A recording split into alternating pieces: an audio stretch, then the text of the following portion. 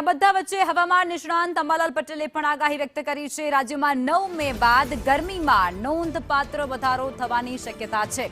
મધ્ય અને ઉત્તર ગુજરાતમાં તાપમાન 44 થી 45 ડિગ્રી સુધી પહોંચી શકે છે।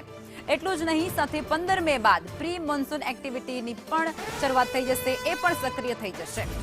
અરબ સાગર અને બંગાળ ઉપસાગરમાં હલચલ વધતાને કારણે વાવાઝોડાની પણ શક્યતા દર્શાવવામાં આવી છે।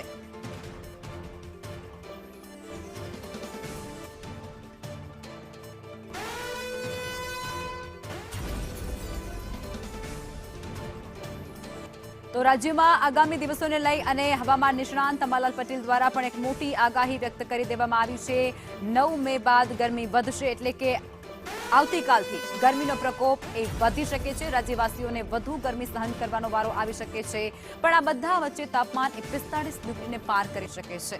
પ્રી મોન્સૂનની જે એક્ટિવિટી છે તે પણ 15 મે બાદ શરૂ થઈ જવાની છે અને વાવાઝોડાની શક્યતા પણ વ્યક્ત કરી છે। ધીરે ધીરે ગરમી વધવાની શક્યતા રહે છે, જેમાં મધ્ય ગુજરાતના ભાગોમાં મહત્તમ ઉષ્ણતામાન 44-45 ડિગ્રી સેલ્સિયસ જેવું થઈ જવાની શક્યતા રહે।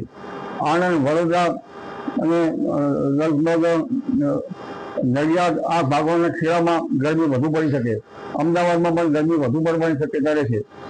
આ ઉપરાંત હિંમતનગર, મહેસાણાના ભાગો, પાટણ સમી હારીના ભાગો અને અરવલ્લીના ભાગો તેમજ પંચમહાલના ભાગો પર તપી ઉઠે। કચ્છ ભાગોમાં મહત્તમ ઉષ્ણતામાન 43-44 ડિગ્રી સેલ્સિયસ જેવું થઈ જવાની શક્યતા રહે।